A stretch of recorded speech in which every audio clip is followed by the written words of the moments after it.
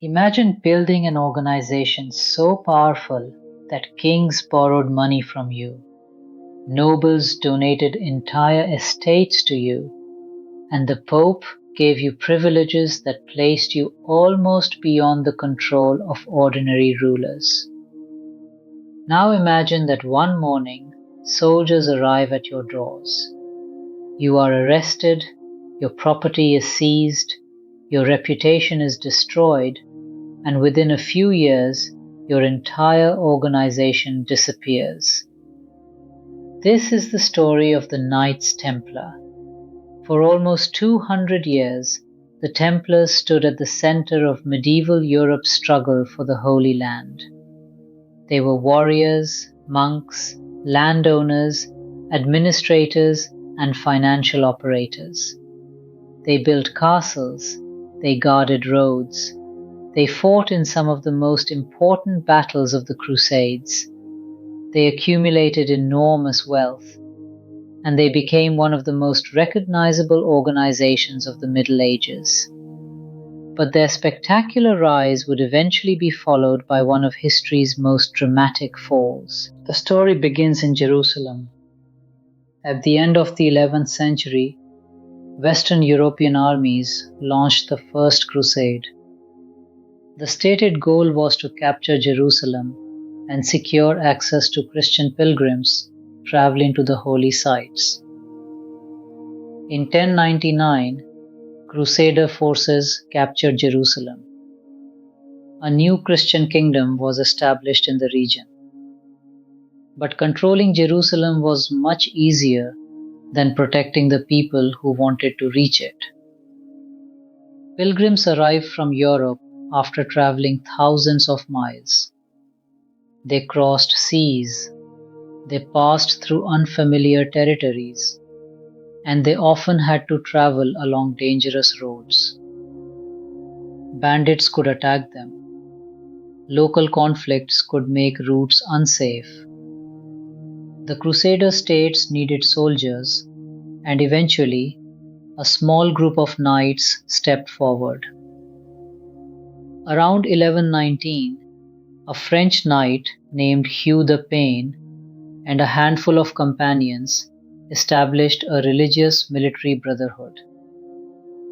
Their original mission was relatively simple: protect pilgrims traveling through the Holy Land. They were warriors, but they also followed religious rules. They lived according to a strict code. They were expected to show discipline. They were expected to fight when necessary, and they were expected to treat their military service as a religious duty.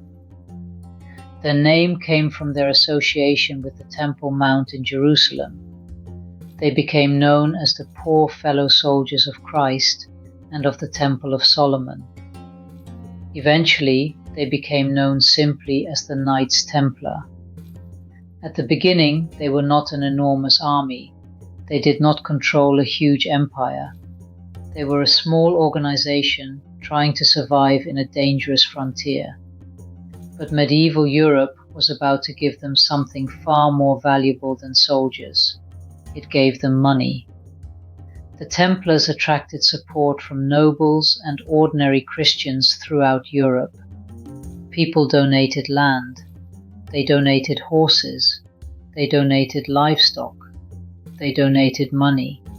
Some donated estates.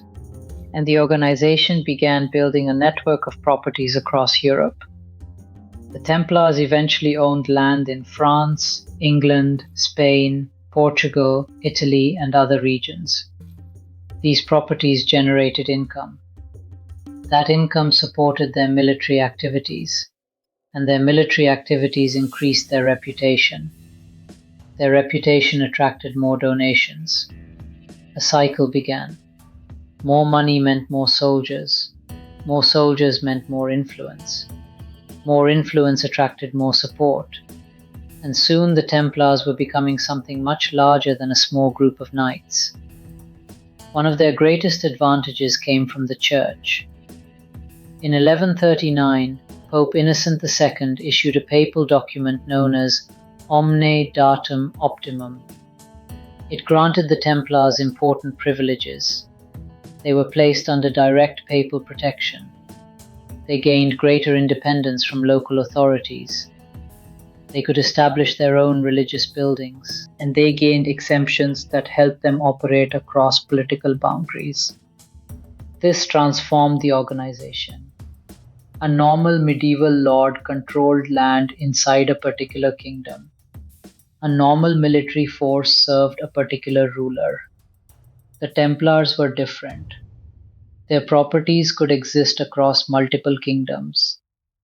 Their commanders were connected to a central organization. Their resources could move across borders. Their loyalty was not simply to one king. It was tied to the order and ultimately to the papacy. This international structure would eventually become one of their greatest strengths.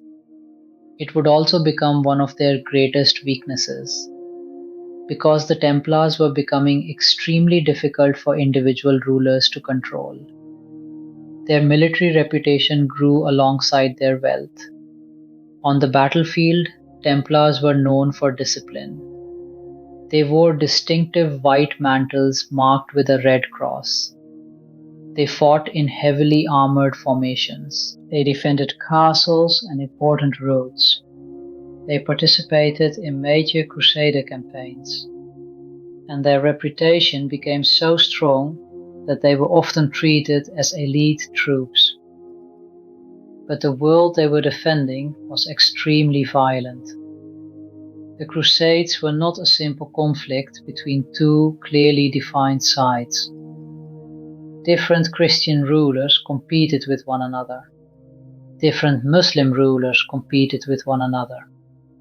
Alliances changed, cities changed hands, and armies fought repeatedly over territory.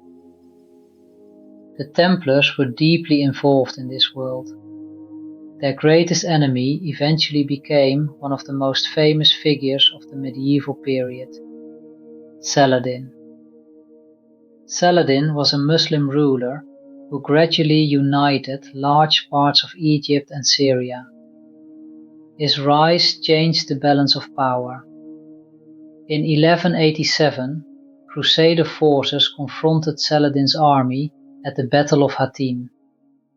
The result was catastrophic for the Crusaders. Their army suffered a devastating defeat. The road to Jerusalem was opened, and later that year, Saladin captured the city. The Templars had suffered enormous losses. The very city they had been created to help defend was now under Muslim control. The Crusades continued. European armies returned. New campaigns were launched. New leaders came and went. But the Crusader states became increasingly difficult to maintain. The Templars survived. They continued receiving money. They continued operating castles and estates. They continued fighting. But their strategic situation was becoming worse. By the 13th century, the Crusader presence in the Eastern Mediterranean was shrinking. The Templars were increasingly concentrated around the remaining Christian strongholds. Then, in 1291, one of the final great disasters occurred. Acre fell. Acre had become one of the most important Christian strongholds in the region. Its capture marked the effective end of the Crusader presence in the Holy Land. The Templars had lost the environment that had created them. There was no longer a major Christian kingdom in Jerusalem for them to defend, but the organization itself had not disappeared. This is where the story becomes fascinating. The Templars had spent generations building something much bigger than a battlefield force. They had created an international network. They owned properties. They managed farms. They maintained castles. They operated ships. They employed administrators. They handled money. They maintained records. And they had contacts throughout Europe. In effect, they had become an institution. Their financial activities were especially important. Medieval travel was dangerous. Carrying large amounts of gold across Europe was risky. The Templars had a network of properties that allowed them to move resources more securely. A person could deposit funds with the order in one location and receive arrangements for access to money elsewhere. This was not banking in the modern sense, but it demonstrated something important. The Templars had developed sophisticated methods for managing money across long distances. Kings noticed, nobles noticed, merchants noticed, and eventually one particular king noticed. His name was Philip IV of France. Philip was one of the most powerful monarchs in Europe. He was also deeply ambitious. He wanted a stronger centralized monarchy. But building and maintaining that power was expensive. Wars cost money, armies cost money, government administration cost money, and Philip had accumulated significant debts. The king had borrowed from different financial groups. He had also had dealings with the Templars, and the Templars possessed something Philip desperately needed: money. But money was not the only issue. The Templars represented a separate power structure. They had wealth, they had military traditions, they had property, they had international connections, and they enjoyed papal protection. From Philip's perspective, an organization this powerful, operating inside his kingdom, was potentially uncomfortable. The king had already demonstrated that he was willing to challenge the church when his political interests demanded it. His conflict with Pope Boniface VIII became one of the defining political struggles of the period. Philip wanted royal authority to be respected. The papacy wanted to preserve its authority over the church. The conflict became increasingly bitter. Then Pope Boniface died. His successor, Benedict XI, also died shortly afterward. Eventually, Clement V became pope. Unlike previous popes, Clement was closely connected to France. The papal court eventually moved to Avignon. This strengthened Philip's political influence over the papacy. And now Philip had an opportunity. The Templars were wealthy. They were politically independent. They were connected to the Pope. And their military purpose had been weakened by the loss of the Holy Land. If the Templars could be accused of heresy, their entire organization could potentially be destroyed. But there was a problem. The Templars had existed for almost 2 centuries. They had been publicly supported by popes. They had fought in crusades. Thousands of Europeans had interacted with them. There was no obvious reason to believe that they had suddenly become a secret heretical cult. So accusations began to emerge. Former members were questioned. Rumors were collected. Claims were made about secret initiation ceremonies. Some accusations said that new Templars were required to deny Christ. Others claimed they had to spit on the cross. There were allegations of sexual misconduct. And then came one of the most famous accusations of all. The Templars were supposedly worshipping an object called Baphomet. The image of Baphomet would eventually become deeply connected with the mythology of the Templars. But the historical evidence is far more complicated. There is no clear evidence that the medieval Templars possessed a single mysterious idol worshipped by the entire organization. The accusations varied, descriptions differed, and many confessions were obtained under extremely coercive conditions. But in 1307, those distinctions would matter very little, because Philip IV was preparing to act. His officials secretly prepared arrest orders. The operation was coordinated. The goal was to strike throughout France at the same time. The Templars were not allowed to organize a defense. And then came the morning of October 13th, 1307. Royal forces moved against them. Templars were arrested. Their properties were taken. Their documents were seized. The operation shocked Europe. An organization that had once seemed almost untouchable was suddenly under attack. Many Templars were imprisoned. Some confessed, others denied the charges.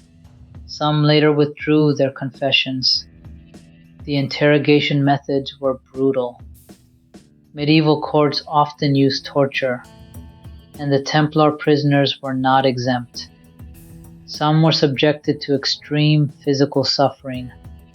Others were threatened with further punishment. Under those circumstances, obtaining a confession was not necessarily difficult. A prisoner could say almost anything if they believed it would stop the pain. Some confessions appeared to confirm the accusations. This allowed Philip to present the arrests as justified. But the Pope was not willing to simply allow the French king to destroy the order without intervention. Clement V had to decide what to do. If he defended the Templars too strongly, he could provoke Philip. If he accepted the accusations, he risked allowing a king to destroy a major religious institution. The Pope attempted to take control of the investigation, but the situation was already moving rapidly. The Templars had been arrested. Their properties had been seized. Their reputation had been damaged. And across Europe, rulers began deciding what to do with Templar possessions. The question was no longer whether the Templars were powerful. They clearly had been. The question was whether they could survive. And that question would soon be answered, because the most dramatic part of the story was still to come. The arrests of 1307 were only the beginning. The real battle would be fought over confessions, papal authority, royal power, and the future of the Templar Order itself. And at the center of it all was a man who would become the final Grand Master of the Knights Templar. His name was Jacques de Molay.